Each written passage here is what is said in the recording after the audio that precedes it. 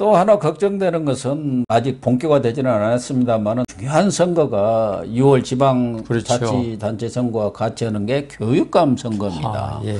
사실은 우리 국민들은 별 그런 데 대한 인식이 부족한데 교육이라는 게 지금 왜 이렇게 진보 좌파가 성행한 게 뭡니까? 정교조 아닙니까? 그러니까 정교조 교육 때문에 그런 거예요. 특히 지금 다 40대가 콘크리트 지지층을 진보 좌파에 하는 게 이해찬 세대라고 하는 거 아닙니까? 이해찬이가 그때 교육부 장관 하면서 여러 가지 그 교육 정책을 그렇게 바꾸어서 그 세대들이 그 인식이 머리에 박혀버리니까 그게 그렇게 어려운 거거든요.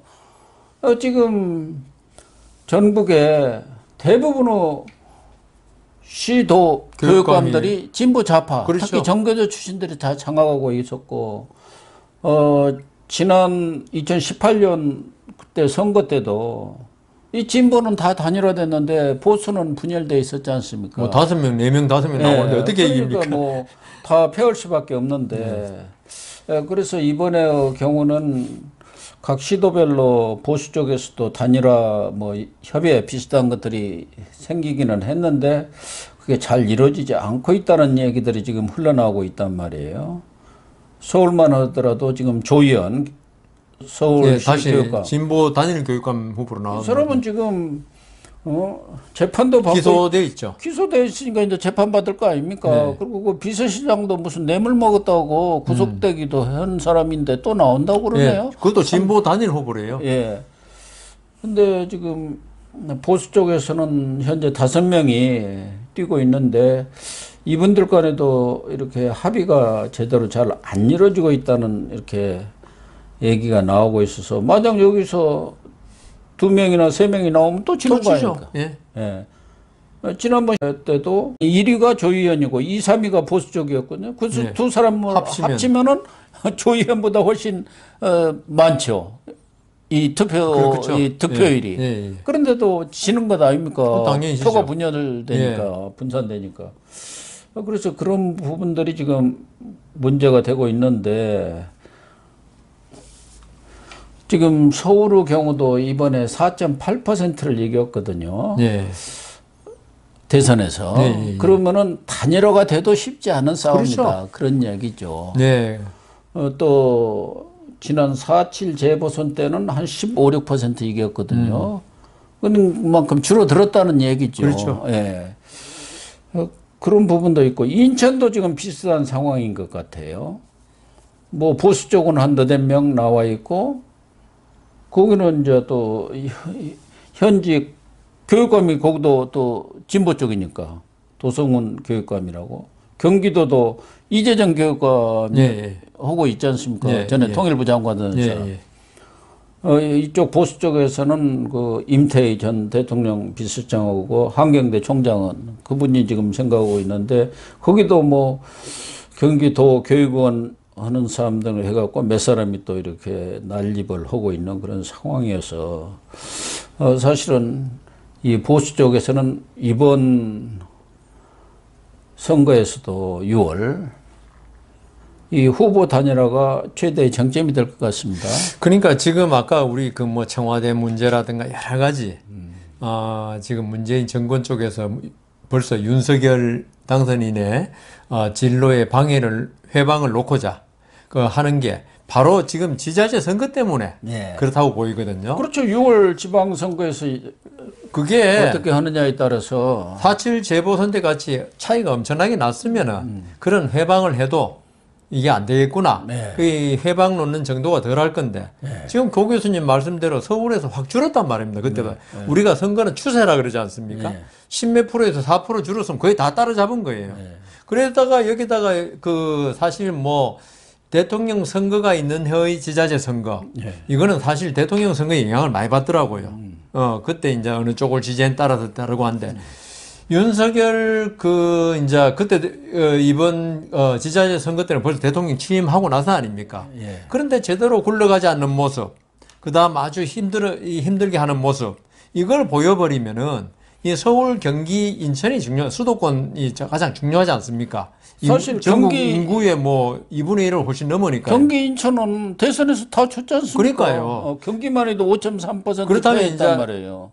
유일하게 기대할 수 있는 곳이 서울이거든요. 예. 서울에서라도 이겨야지 이게 뭐 교육이 조금 이제 정상화되는 건데 지금 그 문재인 정부는 여하튼 윤석열 당선인한테 최대한 타격을 줘서 출범 자체에서 조금 이렇게 아주 힘들도록 그 이미지도 아주 깎아내리고 이래가지고 지자체 선거, 지자체 선거 특히 교육감 선거에서 그러려고 하는데 지자체 선거는 이제 각 당에서 이제 한 사람씩 후보가 나오니까 그렇죠. 단일화라는 게 큰 이제 그 의미는 없는데 교육감 선거는 그 정당 그게 없잖아요. 그건 없죠. 예, 그러다 보니까 사실상은 정당으로 하는데 하는데 법적으로는 이게 그냥 뭐 정당을 표방할 수가 표방 없죠. 못하게 돼 있으니까 그렇지만 투표하는 사람 다 알거든요. 다 알죠. 저 사람이 진보냐.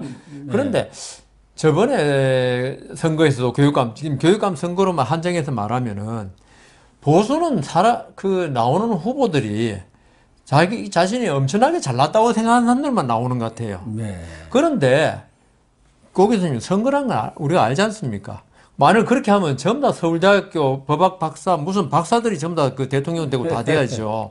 선거란 거는 그 투표하는 사람들 마음을 가장 많이 얻는 사람이 당선되는 그렇죠. 거 아닙니까? 예. 그러니까 자기가 뭐 무슨 대학 총장을 지내고 무슨 교육에 혁혁한 공을 세웠다 하더라도 아니 그 투표하는 사람 마음을 못 얻으면 안 되는 건데 아까 말씀하신 대로 진보하고 보수가 갈리면 이 표는 항상 진보하고 보수 갈리게 돼 있는데 보수가 이렇게 찢어져 버리면 이거는 뭐 산술적으로 이렇게 숫자적으로 이건 진보가 될 수밖에 없잖아요. 네.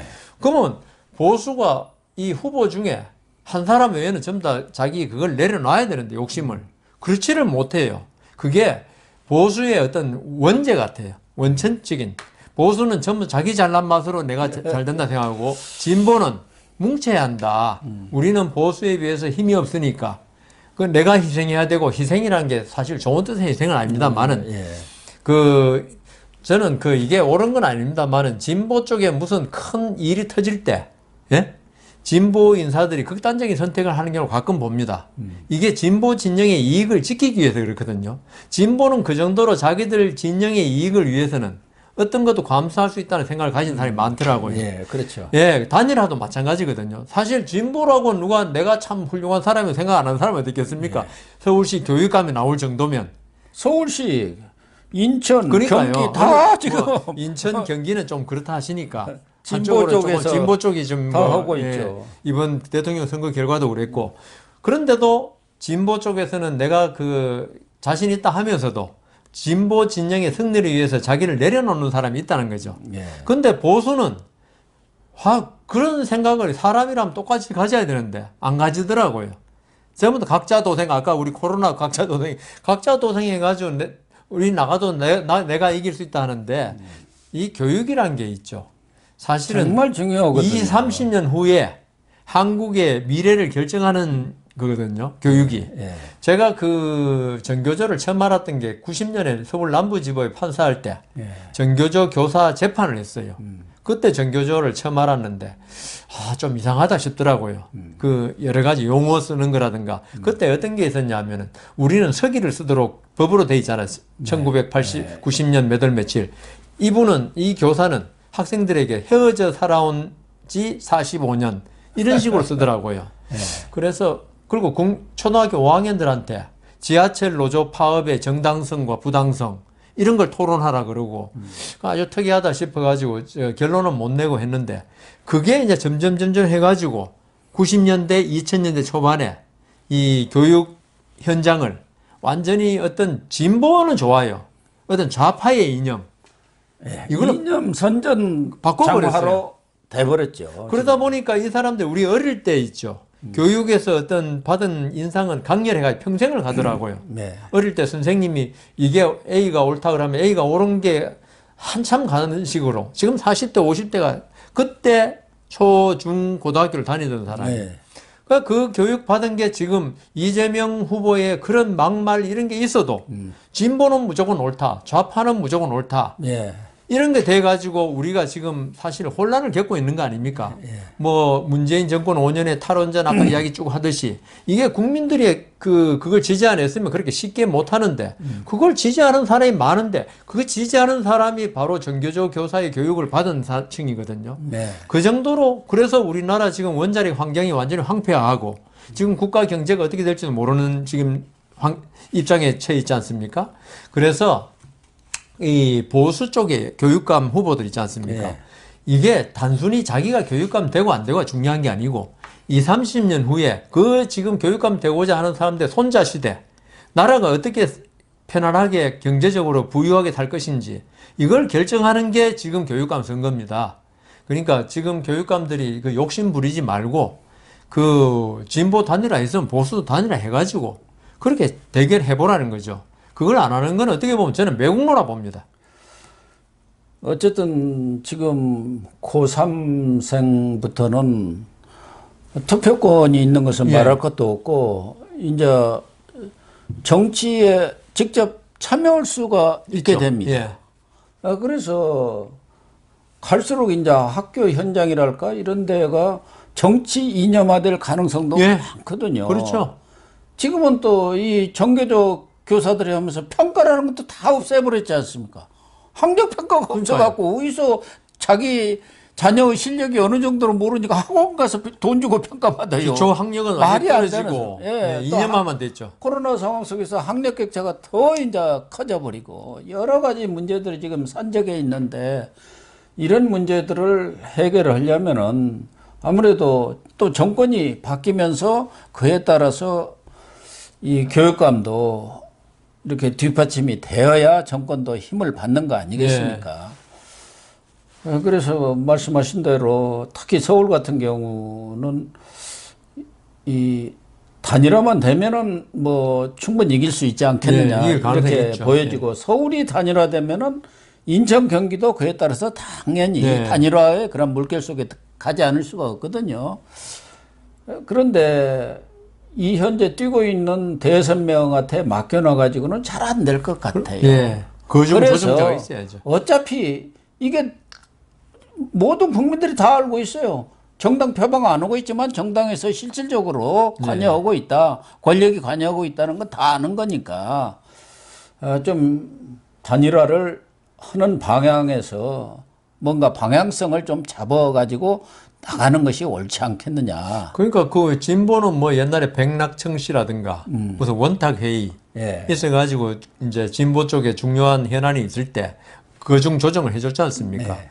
지금 보수의 원로란 분들 있죠. 이런 분들도 이게 손 놓고 있을 게 아니고 아까 말씀드린 대로 교육 문제가 진짜 100년 대계라고 그러지 않습니까? 이런 걸 좀 감안해가지고 좀 후보들 좀 불러가지고 그때는 해줄 수 있는 원로가 있어야 되는데 전부 다 뭐 하는지를 모르겠습니다. 이 최근에 수도권 교육감 후보 단일화 추진협 교추협이라고 결성이 돼갖고 오래 전부터 활동을 해왔고 30일 예. 이달 30일에 후보를 말하자면은 그 여론조사 60% 거기 선출인단 예. 그 시민들을 중심으로 한 선출인단을 만들어서 40% 이렇게 할당을 해서 선출을 하자 이렇게 안을 마련했고 대다수 후보들도 동의를 한 모양인데 거기에 또 공정성, 투명성 문제를 가지고 문제 제기가 또 나오고 있는 것 같아요.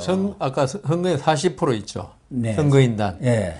그걸 전부 다 교육자 위주로 뽑느냐, 아니면 그 일반 시민으로 하느냐. 이게 이제 이런 그걸 것이 가지고 또 시비를 걸고 있더라고요. 예, 이런 것이 이제 문제거든요. 그게 이제 어떻게 되느냐에 따라서 자기한테 유불리가 예. 있으니까. 그래서 이런 건 차라리 선관위 같은 데 맡겨보는 것도 하나가 방안일 수도 있는 것이고, 선관위가 이런 경선 관리 같은 거 그거 많이 하고 있습니다. 하고 있지 않습니까? 그 노하우가 있거든. 농협조합장이라든가 예, 그러니까 이런 거 전부 다 이제 선관위에 위탁하면은 예. 그 해주고 있습니다. 왜냐하면 공정 선거를 위해서. 예, 노하우가 있으니까. 예, 예, 예. 어쨌든 이 부분에 있어서도 그냥 손 놓고 있을 게 아니라 예, 예. 어차피 다 아는 거고 또 그렇게 해야 정권이 제대로 굴러갈 수밖에 없기 교육이 때문에. 또 정상화되지 않습니까? 예, 교육도 정상화 시켜야 한다는 예. 차원에서 뭐 당이라든가 예. 당선인 측에서도 뭐 인수인계 작업이다 새 정부 꾸리는데 그럼요. 더 매진을 해야 되고 힘도 받을 수 이런 있고. 부분에 있어서도 좀 신경을 써야 할 네. 것 같아요. 인수위에서도. 네, 맞습니다. 교육분과가 있지 않습니까? 예, 예. 교육 담당하는 예. 그런 쪽에서 좀 거중 조정에도 나서고 그러니까요. 좀 적극적으로 좀 해줬으면 또 좋겠어요. 공정한 어떤 경선 룰을 만들어 갖고 이렇게 하는 것이 좋겠다. 예. 이렇게 해서 후보 단일화를 서울에서 되면은 다른 지역도 충분히 후보 단일화가 이루어지고 이 대선에 또 새 대통령이 취임을 하면 분위기는 또 많이 달라지거든요. 6월 선거는. 그렇게 되면은 얼마든지 이 수도권뿐만 아니라 다른 지역 진보 좌파들이 차지하고 있는 지역들도 뭐 상당수는 다시 회복이 가능하지 않겠느냐 그렇게 보여집니다. 참 이 시도 교육감 매우 중요한 자리인데 우리 국민들은 관심이 좀 별 좀 관심이 덜하죠. 좀 덜한 것 같아서 저희들이 특별히 한번 다뤄봤습니다.